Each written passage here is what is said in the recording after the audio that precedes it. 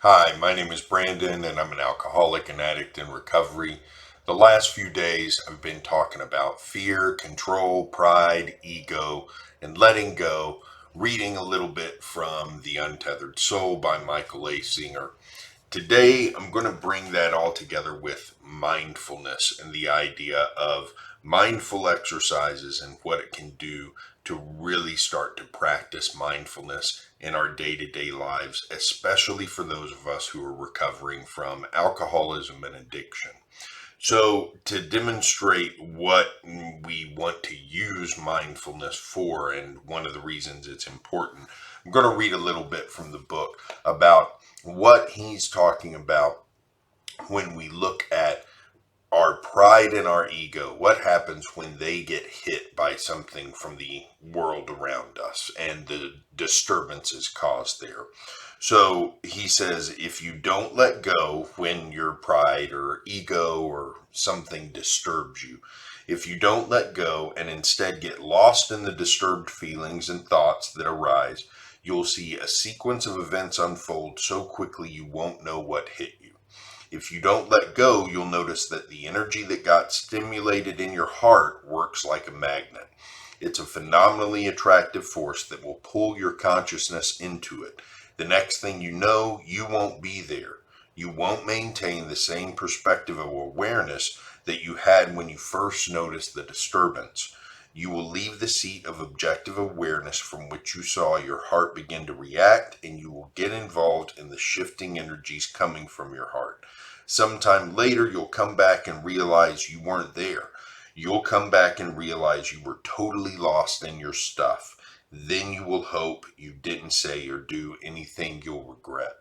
So, this describes the feeling that I'm sure all of us have experienced where we get upset, we get lost in that disturbance, we get lost in that feeling and emotion. We do things like yell at someone, get angry with someone, get angry with ourselves. We skulk off and be by ourselves, or maybe even for those of us who are recovering, maybe even relapse, go back to drug or alcohol use, kind of a I'll show them type of attitude. And what's happening there is we're getting lost in that disturbance. Instead of seating ourselves in the consciousness, which is what he talks about in this book, instead of sitting there and watching what happens, we get involved in what's happening. And so that's where mindfulness comes in. Mindfulness is a good exercise for being able to notice when you start to get lost in these disturbances. So he goes on to say, you'll look at a clock and 5 minutes will have gone by, or an hour, or even a year. You can lose your clarity for quite some time. Where did you go? How did you come back? And so one of the things that he talks about is the importance of letting go. And when you see these kinds of disturbances happening, he says, you have to let go immediately. And if you don't let go immediately, he says, the disturbing force of the activated energy draws the focus of your consciousness. As your consciousness gets immersed in the disturbance, you lose your clear seat of self. It happens instantaneously. There's no feeling of going anywhere any more than there is when you leave the room by getting absorbed in a book or TV show. So when you get absorbed in a movie you're watching or a TV show or even a book, you stop being aware of the things around you. You're not concentrating on those things. And then all of a sudden, if there's a loud noise, you get startled. Whereas if you had been looking in the direction of that noise, if you had been paying attention and could see that noise coming, could see what was happening to create it, it wouldn't have startled you as much.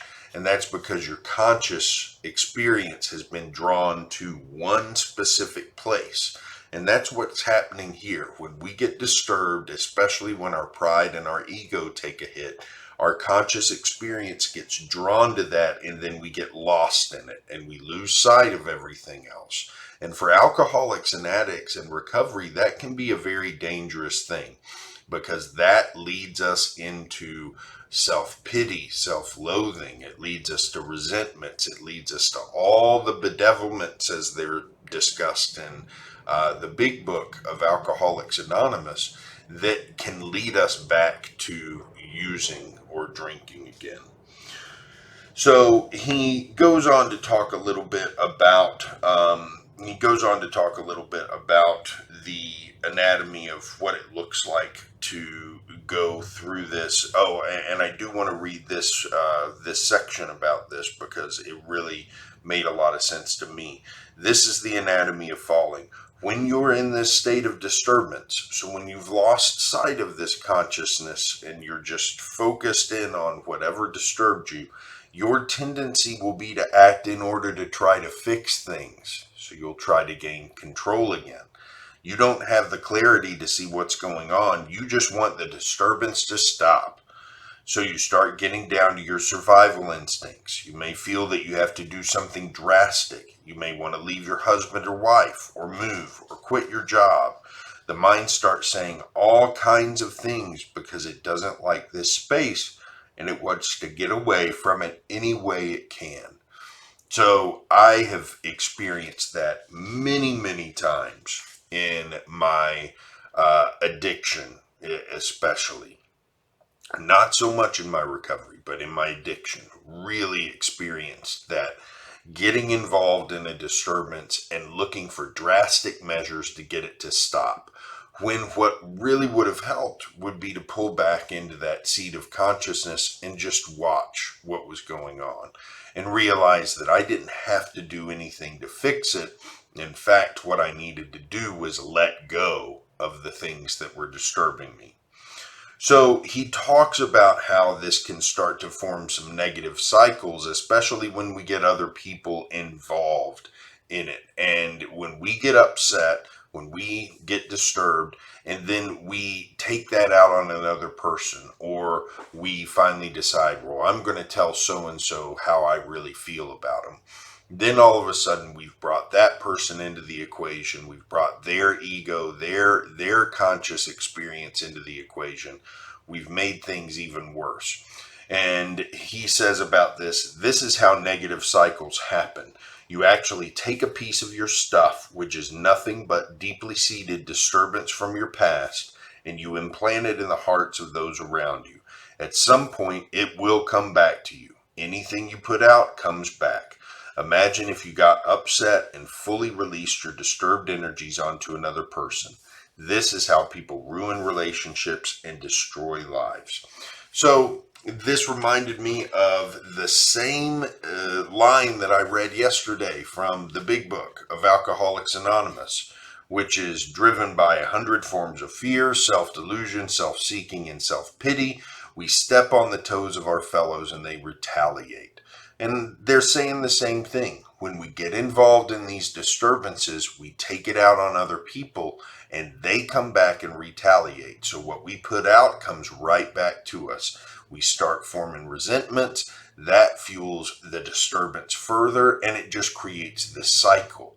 In order to get away from that, we have to break the cycle. One way of doing that is by practicing mindfulness. And it's practice because it's something you have to do every single day. So I'll describe what I do for mindfulness practice. And I am by no means an expert in this. There have been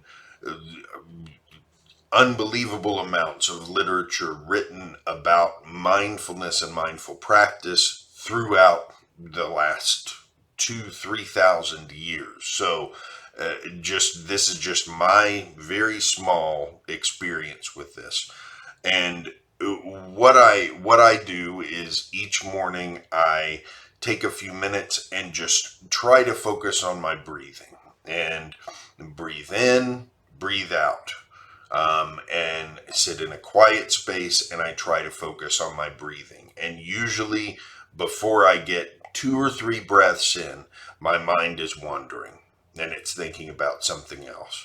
And so I gently just redirect it back to the breathing. Don't need to correct it, don't need to get upset about anything. Just let go of whatever I was thinking about. And some people like to imagine, a balloon floating away. Your thoughts, they say, imagine your thoughts are balloons and you're just watching them kind of float away. Another metaphor that people use is imagine that your thoughts are just a train of thought and you're just watching it pass by, and just watch. And the idea is that as we learn how to watch our emotions, but keep our consciousness seated in the breath, this gives us some practice in letting go in the way that he's talking about in the book, and letting go of the things that disturb us so we don't get absorbed in them. And that's really one of the big goals of mindfulness practice, is the practice of letting go of these things and not getting caught up with them. Because what we tend to do in our addictions is just get caught up in our emotions and run with them without question, without even questioning them. We just let those emotions and the things around us and the disturbances we feel take over and take us with them. Mindfulness teaches that we don't have to do that. We can watch what's going on and then let go of it and remain seated in our conscious experience of something like just the breath. And so it's if you are looking for mindfulness guides, mindfulness practice, there's many videos on YouTube that will help with this. The app that I like to use is Headspace. It's a very good app that has some great guided meditations for a lot of different situations. And these are great places to go just to get some guidance on how to start the practice, how to do the breathing and things like that. So that's it for this chapter. I loved this chapter because it really brought together a lot of the things that I had learned in AA and in my 12-step program, as well as some of the mindfulness practice that has become so important to me over the past year and a half of my recovery. So I will be back here tomorrow with more, and in the meantime, I hope you have a great day.